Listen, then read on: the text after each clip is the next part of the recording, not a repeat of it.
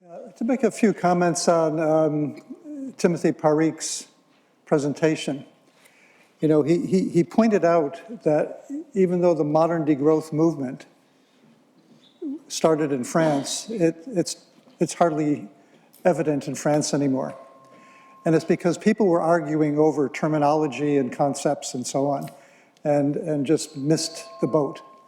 So I think there's a lesson there for us, again, to listen carefully to each other, to realize that we each come to the understanding and the approach we have about these challenges from very different places. And also, Marta pointed out the incredible breadth of the degrowth movement. You know, it deals with ecological, environmental issues, and a whole variety of social and business and production issues. And in a way, that's a strength because our entire culture is growth-oriented. It's also a weakness in that there are so many actions and areas that need attention. Okay? But it also speaks to the fact that no matter what your interest is or what your expertise is, there's a place for you. There's a role for you in attempting to change the current paradigm. Because that's what we're talking about. We're talking about a real paradigm change across every conceivable aspect of our human enterprise. The fact is, we are addicted to growth. We need to recognize our addiction. Addicts don't typically realize they're addicted. They deny it. And even those of us who are aware of the necessity for degrowth, we've grown up in, we live in, we can't avoid the pressures of the growth imperative. We're susceptible to it. And trying to understand our own connection with the growth pressures that exist in our lives is part of the challenge that we face. Because the biggest paradigm shift is between our ears. You know, it's only when we come to really understand the depth of the problem that we realize how much change is required. And Timothy spoke about an explosion of science around our understanding of these issues. And I'd like to come back to this a little bit, because I think it's really, really important to understand the magnitude of the challenge we have, because I typically find, even in a lot of the degrowth literature, that there's not a lot of discussion. You know, we know we have to degrow, we have to dematerialize, we have to decarbonize, we have to reduce our consumption. But by how much? How often do you hear clear targets for how much material reduction is required? My experience, very little. And I'd like to speak to that just very, very briefly, because there's two research programs that have attempted, well, there's many research programs that have attempted to address this, but two that I find particularly of interest is the ecological footprint data and material flow analysis. Many of you are probably familiar with the concept of the ecological footprint. You know, how big our impact is, the impact of the human enterprise on the biosphere. You know, we extract resources, as Marta was talking about. We process them in our economy, we use them in some way, and we spit them out as waste. And that throughput, that concept of throughput is really important. How we take, use, extract. It's the volume of that. It's the magnitude of that we have to reduce, because that's what's doing the damage to the biosphere. And obviously, it's going to have an impact on GDP and economic growth, because economic growth requires that throughput. You can't have economic growth without material throughput. And you can't have material throughput without a lot of energy. And it's really our use of fossil fuels, that fossil pulse over the last couple of hundred years, that has allowed us to increase that level of throughput that Mike was talking about as well. We currently use over 100 billion tons of natural resources annually. That's what we extract from the biosphere, process, and use, and that's increasing. 90% of that are non-renewable. But even the 10% that's renewable, we're often extracting at a rate higher than can be regenerated.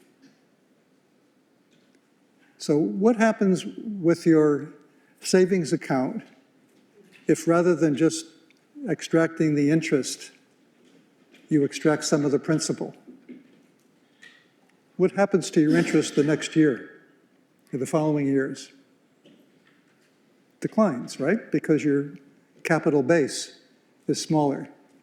Well, that's what we've been doing to the biosphere for the last couple of hundred years at least. Actually, there's another interesting perspective on this. We kind of tend to blame fossil energy and capitalism for our overconsumption.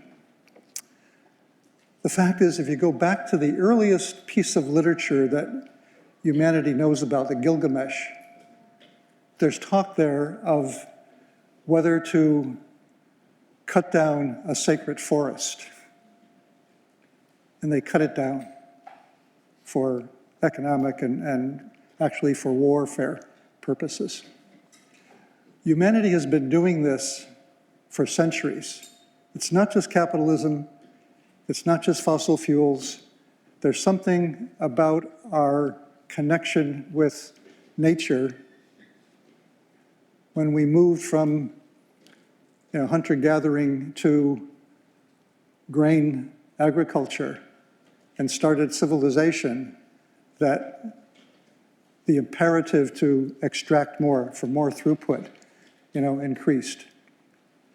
So we need to really think deeply about what it is in ourselves that allows that to happen. Sarah mentioned earlier the word sacred. And I think it's really important that we think about this a little bit more, because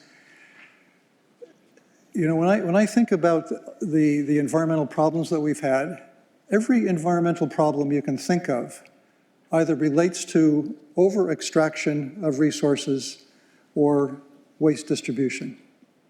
Every single one.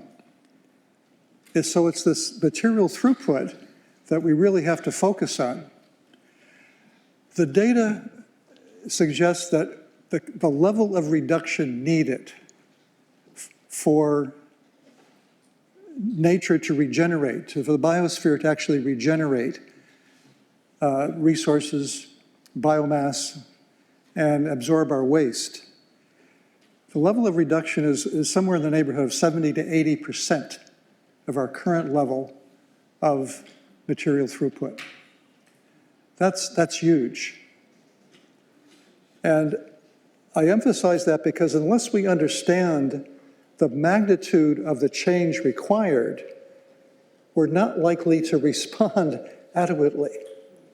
If a police dispatcher or an ambulance dispatcher knows they have to send, there's an accident somewhere, they need to know the number of people involved. How big is the problem to know how many ambulances to send or how many fire engines to send? We need to understand the magnitude of the problem to make an appropriate response. So grappling with that very difficult, challenging data, that's pretty solid science at this point. So various speakers have mentioned green growth and how inadequate it is, because it actually can make things worse, because it's often involved additional extraction of resources to solve the problems that the extraction created in the first place. So green growth doesn't do it.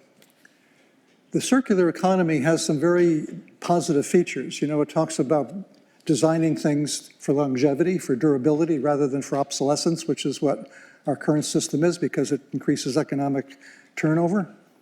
So any programs that, extend the durability of products is important. And the idea of, minimizing material resource use and energy use is clearly important. But the magnitude of change that we have to reduce is so large, we really need to begin thinking differently about what's important. What do we need to do this extraction for? What do we need energy for? And I come back to a whole set of other literature around the notion of universal basic needs. There's a vast literature on this. And there's talk about basic income and basic services, which are related and important, but a little different. And I want to emphasize the idea of universal basic needs are summaries of research that's been done across cultures and across time. So they're basic needs that people had centuries ago and are likely to have centuries in the future, regardless of what it looks like. And they're basic material needs, food, water, shelter, healthcare of some sort, supports. But in addition to the material needs, there are non-material needs that are universal. The sense of identity, to being able to identify oneself in a way that feels right from one's culture or sexual orientation or whatever. The need for having a voice in community. We're social animals. To have a voice in community about decisions that affect one's life. These are universal.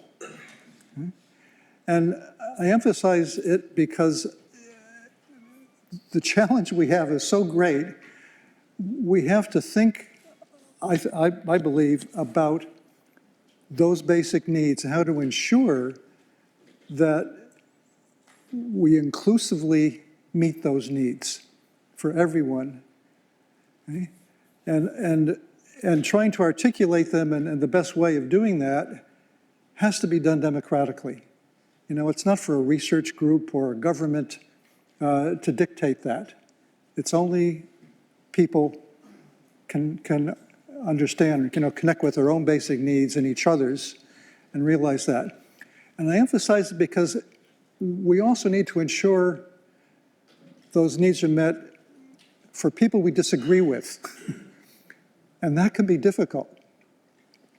But it's the only way, because the only genuine security is common security. So again, doing it together, working out our differences, as difficult as they may be. I come to this whole degrowth movement from an ecological economic perspective. I got interested in this many years ago when I was interested in the relationship between economic activity and environmental issues. And a friend gave me a book by Herman Daly, The Common Good. And it really had a huge impact on me. And I mention that because there's Herman's work spans about 50 or 60 years. And he was a prolific writer of books and articles. But because he was he was trained as a traditional economist, but he realized that economic theory was not based in either science or ethics. And he felt it was essential that both science and ethics were inherent within economic theory. And that's what ecological economics is about. There's been a recent book by Peter Victor which summarizes Herman's work, which I highly recommend to anyone, especially if you're interested from a policy perspective about degrowth issues. Because there's nothing about in the degrowth movement that Herman hadn't addressed. He addresses microeconomics, macroeconomics, how they interrelate, globalization, immigration, population, and there are summarized in here are 28 principles for achieving a steady state economy and 10 policies. Very, very, very useful kinds of information.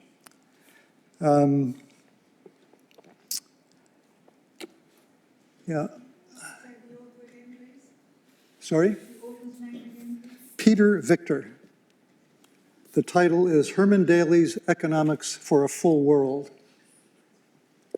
Yeah. Yeah, I think that's most of the points I wanted to say. I'm sure I'll have enough.